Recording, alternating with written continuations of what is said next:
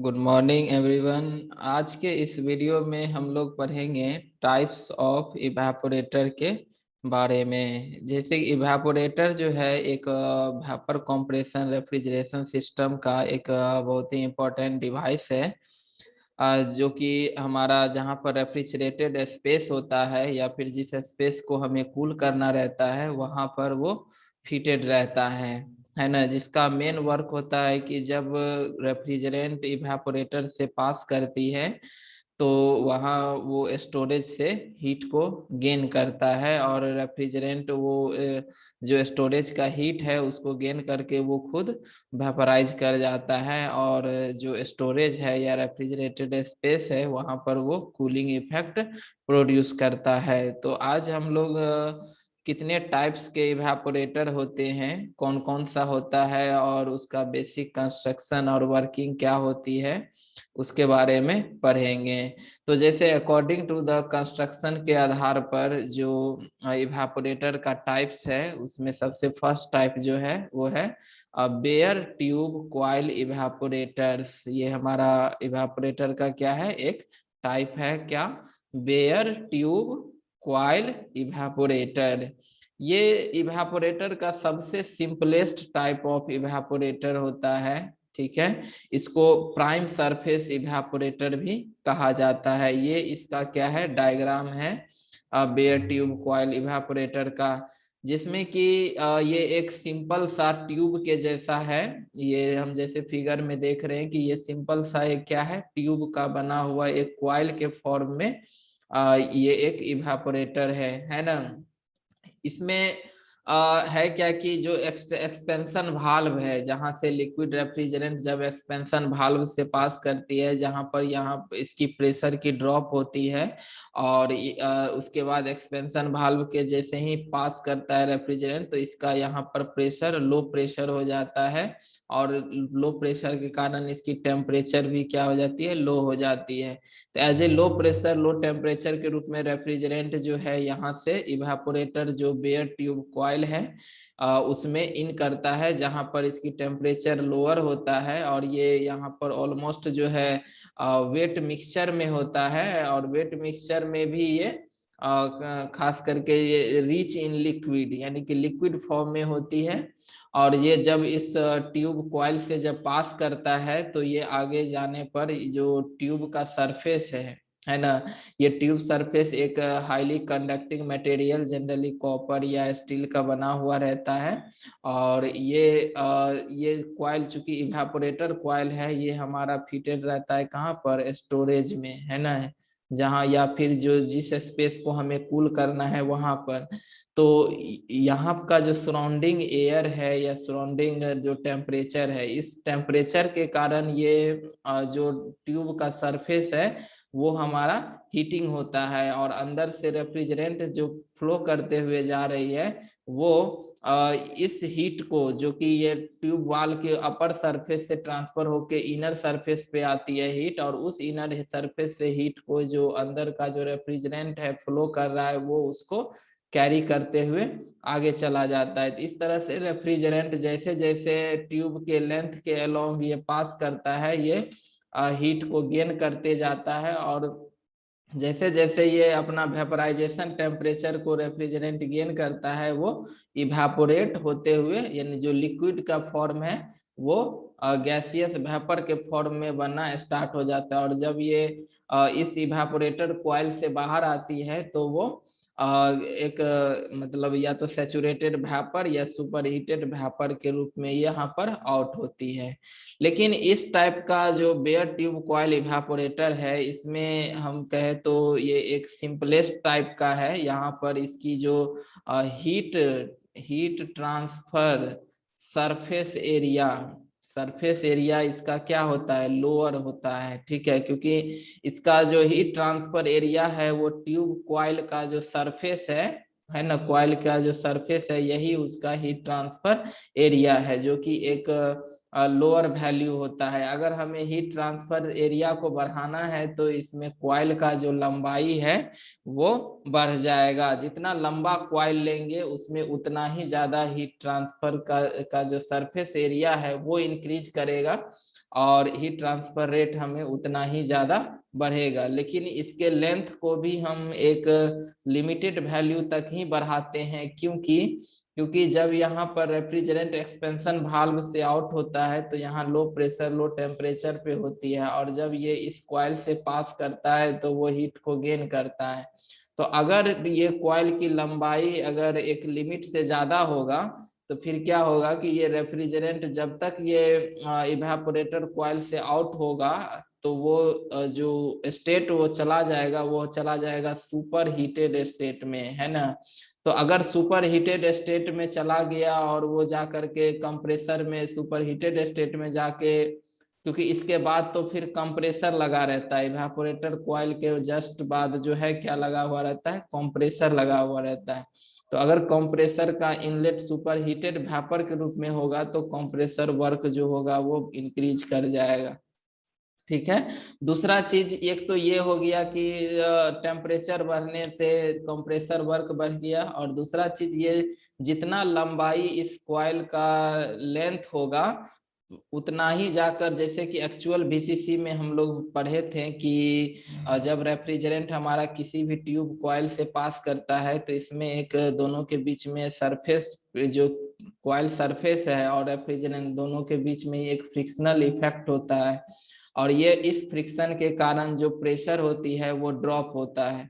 तो इससे अगर ज्यादा लंबा यहाँ पर कॉइल का लेंथ होगा तो जब रेफ्रिजरेंट एक लॉन्ग लेंथ ट्रेवल करेगा इवेपोरेटर में तो इवेपोरेटर का के आउटलेट पर जो रेफ्रिजरेंट का प्रेशर है वो घट जाएगा। यानी हम ऐसे बोले तो कंप्रेसर के सक्शन पॉइंट पर, ठीक है, सक्शन पॉइंट पर क्या होगा, प्रेशर घट जाएगा। तो अगर सक्शन पॉइंट पे प्रेशर घट गया और डिलीवरी प्रेशर तो अगर कांस्टेंट है या फिर जो वैल्यू है तो इससे प्रेशर रेशियो हमारा इंक्रीज होगा, क्योंकि सक्शन प्रेशर का घटना डिलीवर प्रेशर का बढ़ना प्रेशर रेशियो को बढ़ाता है। अगर यहाँ पर प्रेशर रेशियो अगर इंक्रीज करती है तो फिर से यहाँ पर कंप्रेसर वर्क बढ़ जाएगा, वॉल्यूमेट्रिक इफिशियंसी घट जाएगा, और जो हमारा डिवाइस है उसकी परफॉर्मेंस लोअर हो जाएगी। तो इसीलिए हम जो है एक लिमिटिंग लेंथ से ज्यादा हम कॉइल का इंक्रीज नहीं करते हैं,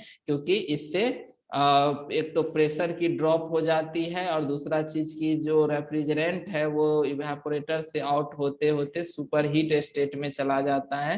तो हम चाहते हैं कि यहाँ ड्राई सैचुरेटेड के रूप में ऑलमोस्ट जो है वो निकले। हालांकि वेट रीजन में भी नहीं जाना चाहिए। अगर हम लोग इसको टू शॉर्ट लेंथ कर देंगे, अगर छोटा सा लेंथ कर देंगे कॉइल का, तो फिर क्या होगा कि रेफ्रिजरेंट का यहाँ पर कंप्लीटली वेपराइजेशन नहीं हो पाया तो वो वेट स्टेट में ही कंप्रेसर में चला जाएगा, तो फिर वहां पर कंप्रेसर वाल्व को खराब कर देगा, लुब्रिकेशन का प्रॉब्लम हो जाएगा, इससे कंप्रेसर खराब होने का चांस बढ़ जाती है। इसीलिए हम एक इसकी लिमिटिंग लेंथ में यूज करते हैं ताकि वो ज्यादा सुपर हीट भी ना हो और वेट स्टेट में भी वो कंप्रेसर में ना जाए और प्रेशर भी बहुत ज्यादा ड्रॉप ना हो, इससे हमारा प्रेशर रेशियो भी ज्यादा इंक्रीज ना हो। ठीक है। तो ये है बेयर ट्यूब कॉइल इवेपोरेटर। हाँ, ये इस टाइप का इवेपोरेटर का जो क्लीनिंग है कि इसको हमको साफ करना वो आसान है, क्योंकि ये एक सिंपलेस्ट इसका कंस्ट्रक्शन होता है ना। इसको हम लोग आसानी से साफ कर सकते हैं। और इवेपोरेटर में जनरली जो एक प्रॉब्लम होता है वो होता है फ्रॉस्टिंग का। अब यहाँ पर टर्म आता है फ्रॉस्टिंग, तो अब पूछेगा कि ये फ्रॉस्टिंग क्या है। तो अब हम लोग पहले फ्रॉस्टिंग को समझते हैं। फ्रॉस्टिंग होता क्या है कि जैसे देखते हैं कि ये कॉइल जो है, ये ट्यूब, इसके अंदर से जो रेफ्रिजरेंट फ्लो हो रहा है उस वो बहुत ही कूल्ड स्टेट में है ना। यानी कि इवन कि उसकी ये रेफ्रिजरेंट का टेम्परेचर 0 डिग्री सी से भी क्या है, लोअर है। ठीक है। तो फिर क्या होगा कि इस कॉइल के आसपास में मौजूद है एयर, यहाँ पर क्या मौजूद है, एयर, और एयर में होता है मॉइस्चर। जैसा कि हम लोग जानते हैं कि एयर में क्या होता है, मॉइस्चर होता है। तो अब ये मॉइस्चर भी क्या होगा कि अगर इस कॉइल सरफेस के अगर कांटेक्ट में आया तो ये मॉइस्चर जो है वो ठंडा हो जाएगा, तो ये आइस के रूप में ये कॉइल सरफेस के ऊपर क्या हो जाएगा, जमा हो जाएगा। ठीक है। ये हम लोग जनरली प्रैक्टिकली में भी देख सकते हैं कि जहाँ पर कोई सेंट्रल एसी प्लांट है या घर में ही रेफ्रिजरेटर है या जहाँ पर रेफ्रिजरेशन प्रोसेस हो रहा है, तो वहां पर इवेपोरेटर कॉइल के ऊपर अगर हम लोग जैसे रेफ्रिजरेटर को स्टार्ट करते हैं और कुछ देर चलने देते हैं, उसके बाद हम जा करके जब हम इवेपोरेटर कॉइल को देखते हैं तो देखते हैं कि कॉइल सरफेस के ऊपर एक उजला उजला जैसा जो है सो सर्टेन मटेरियल डिपॉजिट हो गया है। तो ये व्हाइट व्हाइट जो डिपॉजिट मटेरियल है वो है क्या, तो वो है आइस। तो ये आइस आया कहाँ से, तो ये आया कि ये इवेपोरेटर कॉइल के नियर में जो मौजूद एयर है और उसमें जो मौजूद मॉइस्चर है, ये मॉइस्चर भी इस ट्यूब के कांटेक्ट में आया, और अगर उस मॉइस्चर की टेम्परेचर 0 डिग्री से लोअर चला गया तो वो यहाँ पर सरफेस के ऊपर क्या बन गया, आइस के रूप में वो जमा हो गया। तो इसी को हम लोग कहते हैं फ्रॉस्टिंग। ये फ्रॉस्ट हो गया, तो फ्रॉस्टिंग होने से जो हीट ट्रांसफर रेट है वो घट जाता है, क्योंकि अगर सरफेस के ऊपर आइस जमा हो जाएगा तो फिर हीट ट्रांसफर करने के लिए एरिया नहीं बचेगा, तो इससे हीट ट्रांसफर रेट जो होती है वो घट जाती है।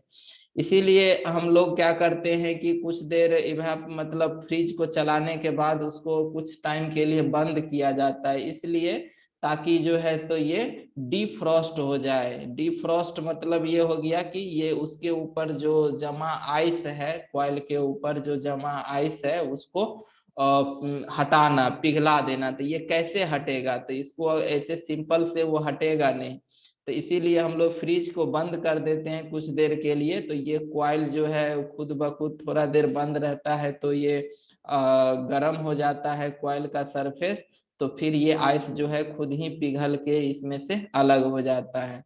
तो कहते हैं कि जो इस बेयर ट्यूब कॉइल इवेपोरेटर में जो क्लीनिंग और डिफ्रॉस्टिंग दोनों ही क्या है, इजी है, क्योंकि इसमें सिंपल सा पार्ट है और इसमें डिफ्रॉस्ट करना आसान है। थोड़ा देर हम स्टॉप कर देंगे फ्रीज को, वो खुद ब खुद यहाँ से आइस जो है वो मेल्ट होके पिघल जाएगा और वो डिफ्रॉस्ट हो गया। तो फिर से इसका हीट ट्रांसफर एरिया जो है वो हमारा ओपन हो जाएगा और फिर से वो जो इसका हीट ट्रांसफर रेट है वो इंक्रीज कर जाएगा। तो ये एक चीज है।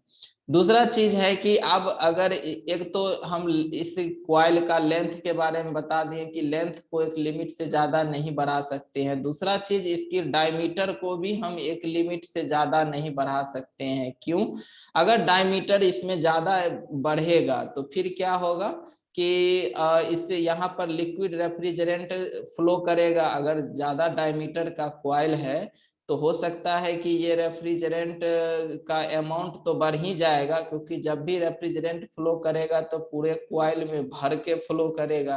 तो अगर पाइप का डायमीटर यानी कॉइल का डायमीटर यहाँ पर इंक्रीज होता है तो ज्यादा वॉल्यूम में रेफ्रिजरेंट जो है इस कॉइल से फ्लो करेगा, तो हो सकता है कि ये आउट होते होते पूरी तरह से ये वेपराइज ना कर पाए, तो ये वेट स्टेट में ही कंप्रेसर में चला गया, तो फिर वो कंप्रेसर को प्रॉब्लम क्रिएट करेगा। ठीक है।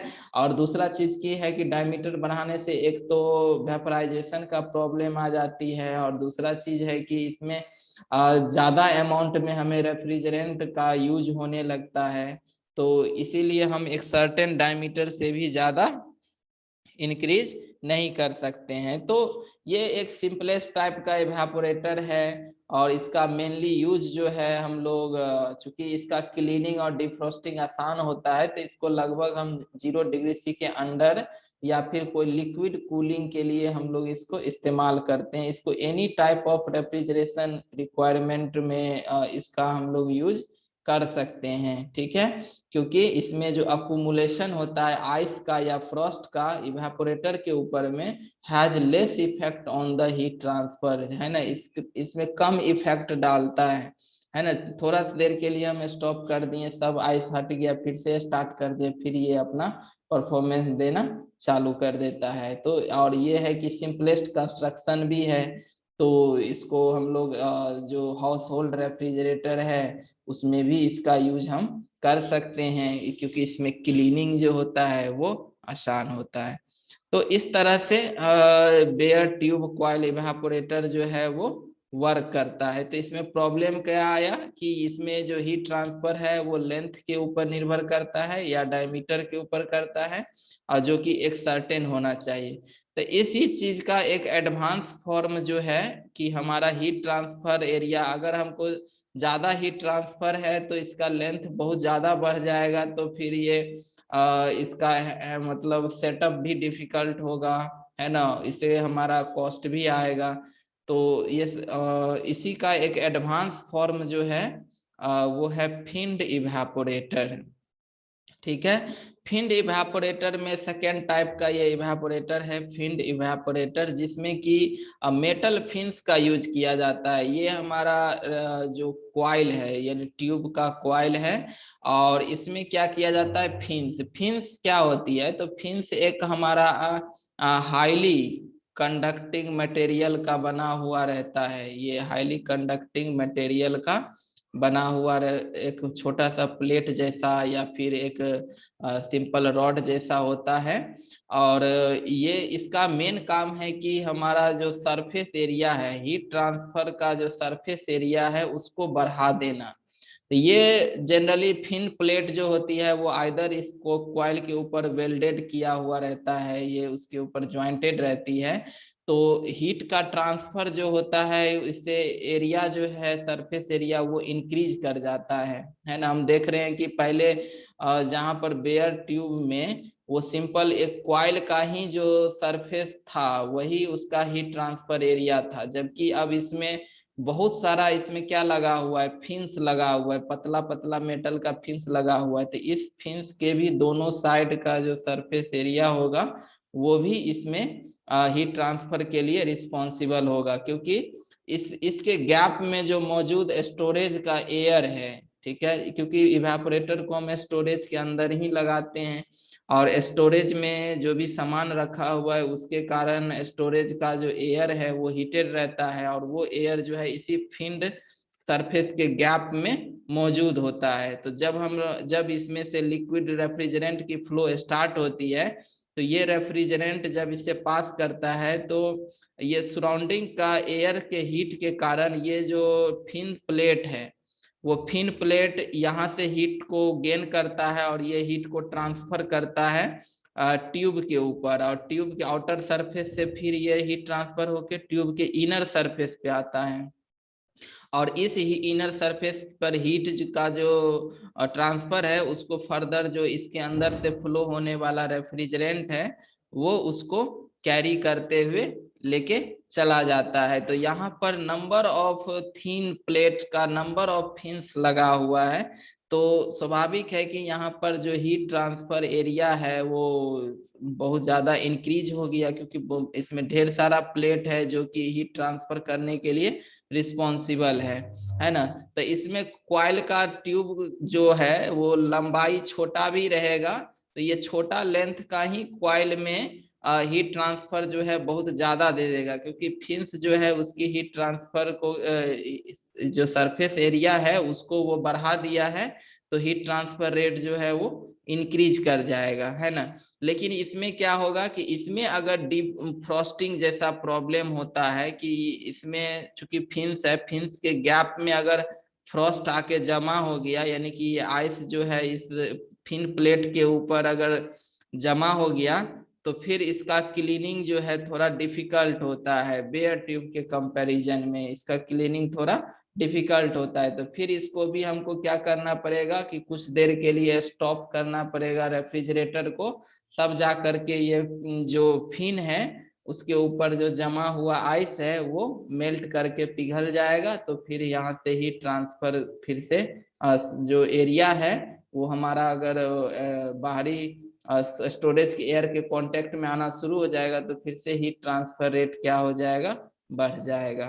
तो इस तरह से जो लेंथ का प्रॉब्लम था बेयर ट्यूब कॉइल में, जो लेंथ का प्रॉब्लम था उसको यहाँ फिंड इवेपोरेटर में हम उसको दूर कर दिए कि एक छोटा सा लेंथ ऑफ कॉइल में ही जो हीट ट्रांसफर एरिया है वो ज्यादा हो जाता है। ठीक है, इसीलिए इसको एक्सटेंडेड सरफेस इवेपोरेटर भी कहा जाता है। तो इसका जो है कर है प्राइमरी डिजाइन जो है एयर कंडीशनिंग एप्लीकेशन के लिए, जहां पर ये टेम्परेचर जनरली 0 डिग्री C से एभव होता है, क्योंकि इसमें डिफ्रोस्टिंग होने से पूरा जो फिन का गैप है वो भर जाता है। तो ऐसे अगर हम ज्यादा लोअर टेम्परेचर के लिए अगर हम इसका यूज करेंगे तो फिर इसमें फिन का स्पेस जो है वो हमको ज्यादा देना पड़ेगा, है ना, ताकि जो फ्रोस्टिंग हो और डिफ्रोस्टिंग और क्लीनिंग भी हो सके, है ना।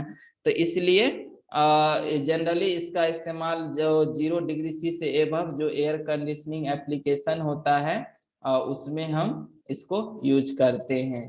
ठीक है, तो ये था हमारा फिंड इवेपोरेटर। अगला जो टाइप है इवेपोरेटर का वो है प्लेट इवेपोरेटर। ठीक है, प्लेट इवेपोरेटर का ये फिगर है। प्लेट इवेपोरेटर में इसी का फिंड का ही हम कहते हैं एक और एडवांस फॉर्म है कि इसमें सिंपल सा एक प्लेट होता है। ये भी क्या है, एक हाईली कंडक्टिंग मटेरियल का, जिसका कंडक्टिविटी हाई होता है, वैसे मटेरियल का ये प्लेट बना हुआ रहता है। और इस प्लेट के ऊपर जो इवेपोरेटर क्वाइल है इसको वेल्डेड किया हुआ रहता है। वेल्डेड ज्वाइंट या तो एक साइड भी रहता है प्लेट के, या प्लेट के दोनों साइड भी रहता है ना। तो यहाँ पर अगर वन साइडेड एक साइड में है तो ये क्या करेगा, इस प्लेट का यहाँ पर काम क्या है, ये प्लेट का भी काम है कि ये सरफेस एरिया को बढ़ा देना, यानी हीट ट्रांसफर का जो सरफेस एरिया है वो बढ़ा देगा। क्योंकि इस प्लेट के भी कांटेक्ट में जो स्टोरेज का एयर है, जो एयर यहाँ पर मौजूद है, वो एयर जो है अपना एयर का हीट जो है वो इस प्लेट में आएगा। ये प्लेट जो है वो एयर के हीट को गेन, हीट के कारण ये प्लेट हीट होगा और ये हीट ट्रांसफर करते हुए आएगा कॉइल के आउटर सरफेस पर। फिर वो हीट हमारा आउटर सरफेस से यहाँ इनर सरफेस पे ट्रांसफर होगा और फिर यहाँ जो लिक्विड रेफ्रिजरेंट है जब इस कॉइल से पास करते हुए जाती है तो जो इनर सरफेस का हीट ट्रांसफर होके आया है, जो कि एयर से हीट ट्रांसफर होके इनर सरफेस के ऊपर आया है, तो उस हीट को यहाँ रेफ्रिजरेंट जो है वो कैरी करते हुए आगे की ओर चला जाता है और वो खुद लिक्विड रेफ्रिजरेंट में इन करता है और वेपर रेफ्रिजरेंट के रूप में आउट होता है। तो ये अपना हीट जो है इसी कॉइल के अंदर जब ये ट्रेवल करता है तो वो हीट को गेन करता है। तो यहाँ पर प्लेट जो है वो उसको हीट ट्रांसफर एरिया को बढ़ा दिया, तो यहाँ पर हीट ट्रांसफर रेट जो है वो ज्यादा बढ़ गया, है ना। तो ये प्लेट भी सेम काम है, ये हीट ट्रांसफर एरिया को बढ़ा देना। इससे हमारा इवेपोरेटर का परफॉर्मेंस जो होती है वो ज्यादा बढ़ जाती है। इससे हमारा शॉर्ट लेंथ ऑफ कॉइल में ही इवेपोरेशन हो जाता है। तो मोस्टली जो है प्लेट इवेपोरेटर का यूज जो हमारा डोमेस्टिक रेफ्रिजरेटर है, हाउस होल्ड रेफ्रिजरेटर या होम का जो फ्रीजर होता है, ठीक है, बेवरेज कूलर होता है, आइसक्रीम कैबिनेट होता है, लॉकर प्लांट होता है, तो इस सब में प्लेट इवेपोरेटर का जो है काफी वाइडली इस्तेमाल होता है। यानी कि जो हाउस होल्ड रेफ्रिजरेटर है उसमें जो टाइप ऑफ इवेपोरेटर यूज होता है वो प्लेट इवेपोरेटर ही यूज होता है। एक तो ये इजी है, इसका छोटा सा कंस्ट्रक्शन, छोटा सा डिवाइस में ही ये ज्यादा हीट को ट्रांसफर करता है। तो ये था हमारा आज के इस वीडियो में, हम 3 टाइप ऑफ इवेपोरेटर पढ़े हैं। एक बेयर ट्यूब कॉइल इवेपोरेटर, दूसरा फिंड इवेपोरेटर और तीसरा प्लेट इवेपोरेटर। आई थिंक ये समझ में आ गया होगा। अगर इसमें डाउट है तो हम कमेंट करें।